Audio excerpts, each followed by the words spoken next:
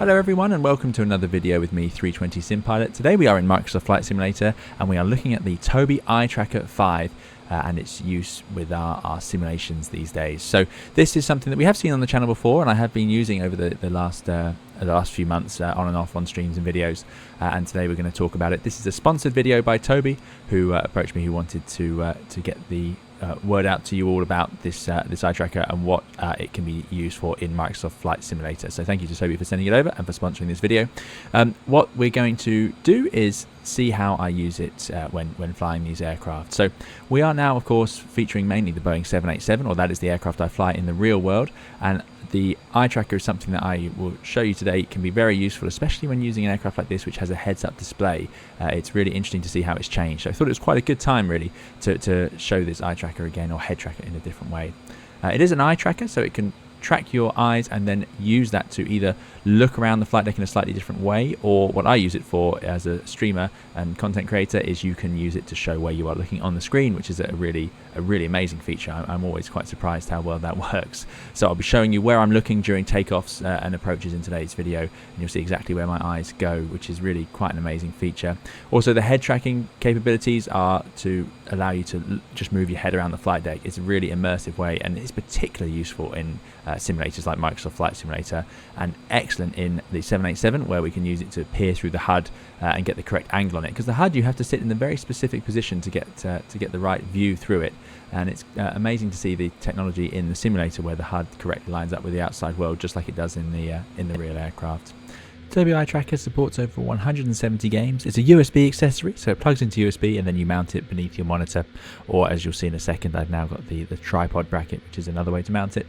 And then it allows you to move your head around and adjust the camera angle by using that, or you can use the eye tracking feature to show where you're looking in your streams.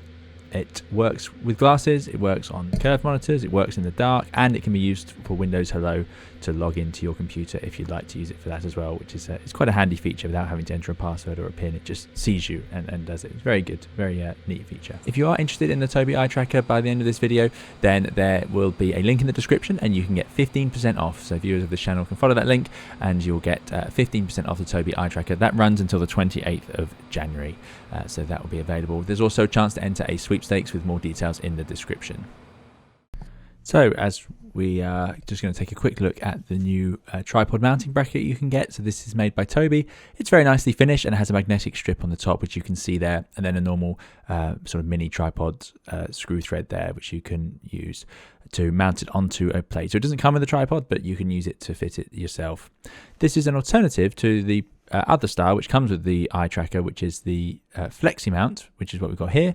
This is you have two Velcro pads that you stick to the bottom of your monitor, and then you Velcro this on, and then it has the same magnetic strip on the front. So the eye tracker itself has a magnetic strip on the back and connects to either of these depending which one you want to use. So the tripod mount is interesting because it means you can set it up in different places, slightly away from the monitor. Let's say you've got a massive screen or something like that. It's just a different way of doing it. But here's the original mount, fitted via those Velcro sticky pads to the bottom of your monitor, if that's how you want to do it. And here I have mine mounted onto, this is the bracket that comes with one of my Razer cameras. But yeah, I've mounted it to the top, and then I can just maneuver it around, put it away as I need to, instead of having it so always mounted on the monitor. If this is something you'd be interested in doing, there will be different reasons that you might want to run it like this. But yeah, and then you can just put it where you want and stick on the eye tracker. Very straightforwards. Now let's run through a takeoff with the head tracking and eye tracking in the Boeing 787-10. This is the one included in the premium version of Microsoft Flight Simulator.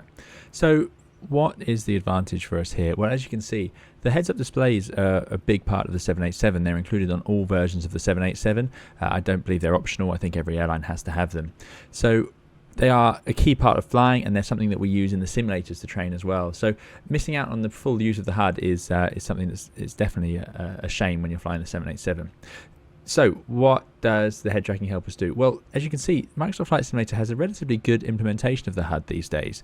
As the horizon line that you can see actually sticks to the horizon even as I move my head around, as I get closer, further away, and you'll see that it actually it becomes sort of enlarged, overfills the HUD when you're too far back. And then as you zoom in, it appears to be a bit smaller in the HUD. This is exactly the same as on the real aircraft, and it's great to sort of experience this. The HUD's actually being projected down from this unit up here onto this glass called the combiner. But there we go. So what you have to do sometimes with the HUD is you see that the things like the heading sail are actually hidden quite low down here. So it's quite useful for aligning your seat correctly to have the HUD properly centered. But with the head tracking, we can actually see that information by coming close to the screen. You can focus in on it a bit, and then you can have a takeoff sort of role where you can see everything you're expecting to see on the HUD, but you can also still access the other things on the flight deck without having to reach for your mouse, which is how you'd expect to fly in the real aircraft. Now, pilot flying will typically only look through the HUD, and you've got all the information you need here. It is effectively replicating the PFD. But especially when you're flying an aircraft single pilot like we are, it's particularly useful to be able to look around, for example, see where your gear, your engines, your flaps are and so on, because we can't see a lot of that information through the HUD. It's designed for 2 crew, this aeroplane. So that's something this head tracking is particularly good for. You've also saw at the start of this video, I showed a taxi onto the runway, and taxiing is incredibly useful. Being able to just instantly look around. We are continuously swiveling our heads when we're taxiing around because it is just not worth the risk of missing an aircraft or a lamppost or a car or something like that. We have to be constantly aware of our surroundings, and it's a big deal to be constantly looking outside, not inside the airplane. But there we go. Also, I can use it to move around and look at any switch I want quite quickly, and then straight back again where I need to be. It's all quite natural. So let's just put the range setting on our ND. We'll just wind that up a bit. There we go. There's our departure route. And now I can have it zoomed in, because after all, flying the 787, the HUD is, when you're flying and looking through, is going to be a big feature in your vision. It's not very natural to have it zoomed out like this and fly like that. I know that's what we're used to in Flight Simulator, but the reality is the impression you get flying would be something more like this, where you are just looking straight through outside the aircraft and then scanning. So if you need to look down at the speed, you can look down at it there. So there we go. You'll see as well the eye tracking. You'll be able to see where I'm looking during the takeoff roll for this roll in the HUD, as opposed to in previous videos where I've used this, where it would be a case of looking outside, then down, and at the speed tape, and then outside. Whereas now we've got the speed tape just over here, and this is a big advantage of the heads-up display. Right, let's go then. So parking brake is going to be released, which we can see down there on our memo, and you can see where I'm looking. So this would be an incredibly useful tool for actual training, I'm convinced, but there we go. And then we're going to put the engines to 20 TPR. Again, you can see how I can just go between the HUD and the engines as I need to. Not quite there. There's 20, bit of forward pressure on the yoke, and then we're going to press the toga button. Out come the engines, and now we're into the HUD, and you can see thrust ref, which is the correct FMA, toga, LNAV, VNAV are armed, and then on the left, looking for the airspeed to start rising. There we go, and we are underway. A nice long 787 takeoff coming up, as we use pretty much the entire runway as per usual. So looking down the end of the runway, as you can see, and that's where we're going to keep our focus, checking that FMA change to hold, which is correct, although pilot monitoring would do that.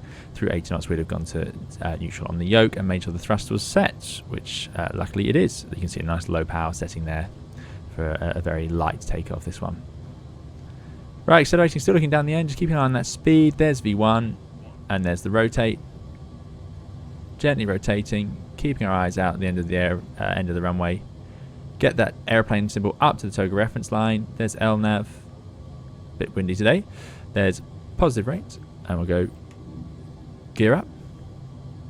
Now, monitoring that speed, you can't just focus on the flight directors. I can see I'm on the right speed, so I don't want to follow that flight director guidance cue all the way up there. I can tell that's a little bit misleading. We're going to gently let it all settle down. This is something, a bit of a bug with the airplanes in Microsoft Flight Simulator. Right, moving on to the director now. And there's our speed accelerating. Check our FMAs, thrust, LNAV and VNAV speed, so we can follow that down. I can see that we're above acceleration altitude over there. So you can see my eyes haven't had to leave the HUD from the moment we set, we checked we had takeoff thrust really, but is it going to become useful here as I bring the flaps up. I can check that they've gone to the right setting, and it targets the right speed.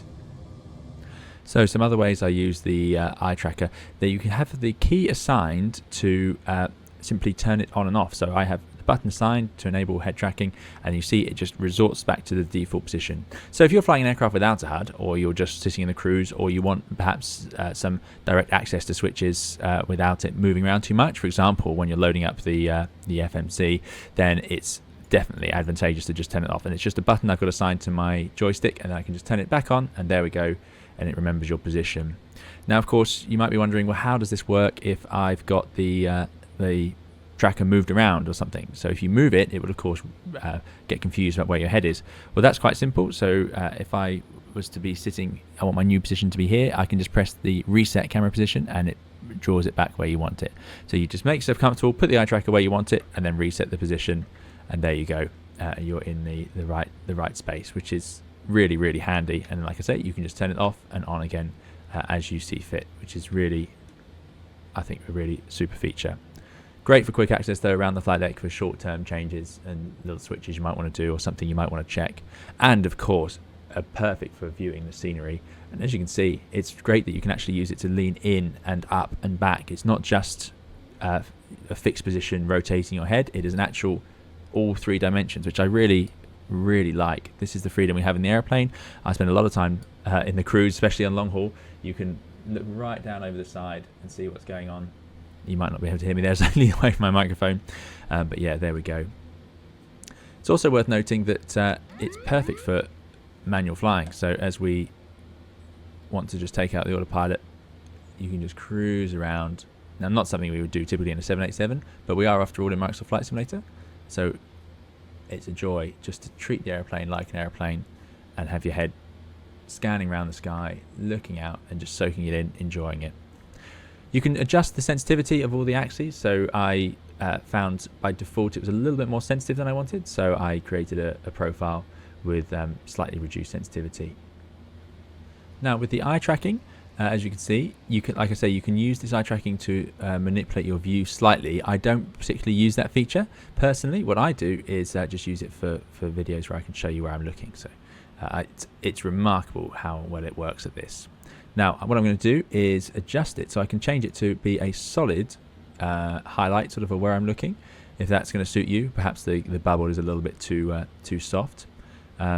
Or I can make it into a heat map, and then I haven't tried this yet, but there's a heat map where you could potentially see where somebody's looking on the approach. So you could use this perhaps to have a look at how your where your scan is going, because of course in aviation a typical scan would look, well, actually you wouldn't be, you'd be looking down here, and then you'd be flying on instruments and you'd be looking at your pitch, speed, altitude, VSI, heading, pitch, speed, altitude, VSI, heading, and you'd end up with a bit of a T.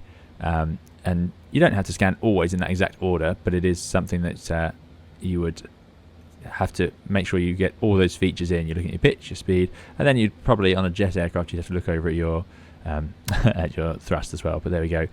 Not as important as your actual speed, because after all, the thrust is what you just use for references. But there we go. And you end up with a bit of a T in the heat map. So quite an interesting feature that. I haven't used it much, but it's something I should try in the future. With the bubble itself, which is what I'm going to use mainly because I think it helps really nicely, you can actually change the colour, of course. So I've got it set to this neon pink, but you can make it into blue or red or whatever colour you fancy using the scales. But pink is the channel colour, so there we go. That's what you're going to get, of course. And don't forget, if you would like a Tobii eye tracker, there's 15% off if you follow the link in the description up until the 28th of January 2024. So that is available if you are interested in picking up one of these eye trackers. The installation is relatively straightforward. If you are able to set up recording software or anything like that, then you'll have no trouble setting up the eye tracker if you want to use that in your streams. Likewise, if you just want to use the head tracking and eye tracker for the simulator, that is also very straightforward. And there are plenty of guides available from Tobii on how to do that. It is something that if you are used to installing aircraft and so on into your simulator, I don't think you should have any trouble with, in my opinion. Right, so now let's bring the airplane in for an approach. So turning on the head tracking, there we go, and let's have a look. So speed is coming back nicely. We're getting a caution there. Speed brake's extended because the thrust is trying to come on. We're at 6.0 miles, so let's lower the landing gear. Gear down. It's following the cue nicely. We've got localizer and glide slope. Let's put the go and altitude in. 3000. There we go. We've got our accelerometer, we've got our speed tape deviation, all things I'm going to talk about in future videos, but there you go, you can just see where I'm looking on this approach. So 160 knots, checking the DME, 5 miles, let's get the rest of the flap out. So we go flap 20, wind the speed back, and we'll go landing flap Flat 25.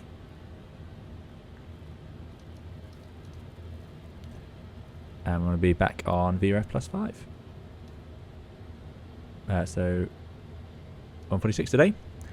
Good. Roll out flares armed. Land 3 green. Let's arm the speed brakes. Something you'll be very careful to do, right?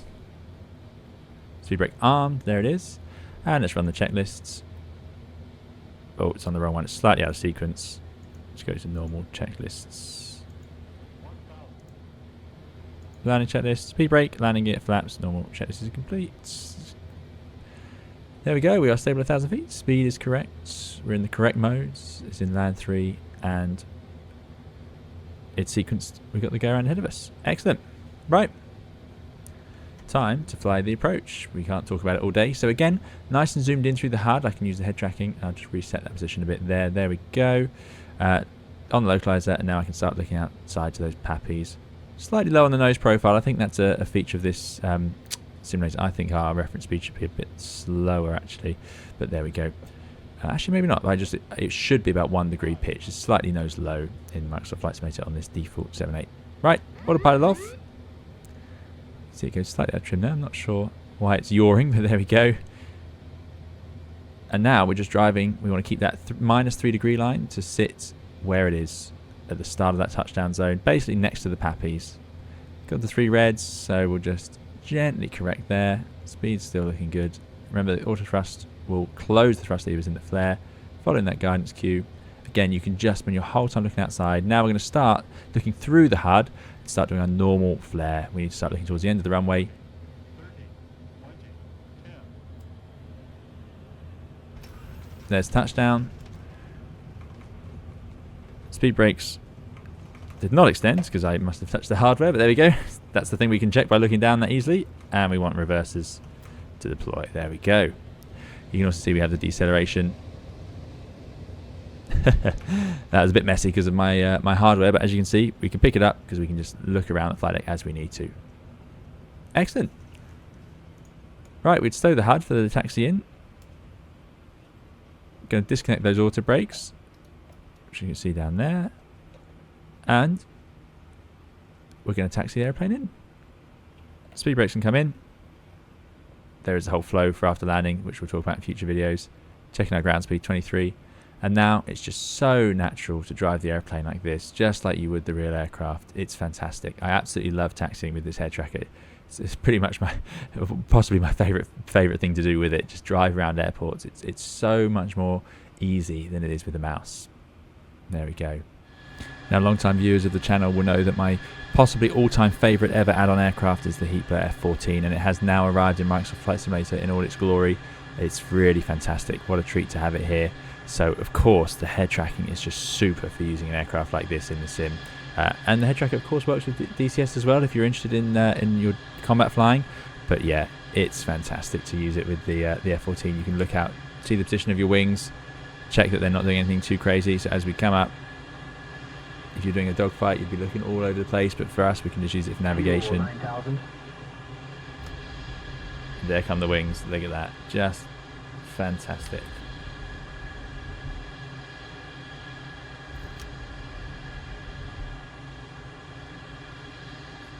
And dropping the nose in, we can dive into the canyon. This is the way to fly military aircraft, certainly. You've got to have that freedom of movement to look around. There's no point just staring out the front. It's a real treat, and this is a particularly good use for the Tobii eye tracker, flying through tight terrain or doing dogfighting in military aircraft. Fantastic. We scared Jester enough there. He's gone. Excellent. Just us then.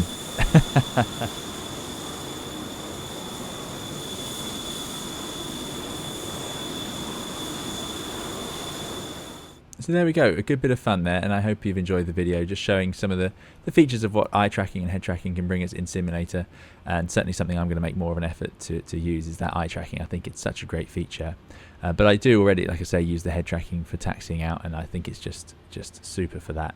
Let's get this airplane going. 7810 is a big airplane and takes a bit of oomph to get around some of these turns, especially when you go in low energy like this. See my ground speed down there, just 8 knots. Yeah, so I hope you've enjoyed, and there'll be plenty more videos, guys, live streams to come. Thank you again to Tobii for sponsoring this video, and of course there will just be a little preview or a little advert from Tobii just to come after this video is over. So there you go. We'll see you again in another video or live stream soon. Please keep safe and well. Thank you for watching. Bye bye.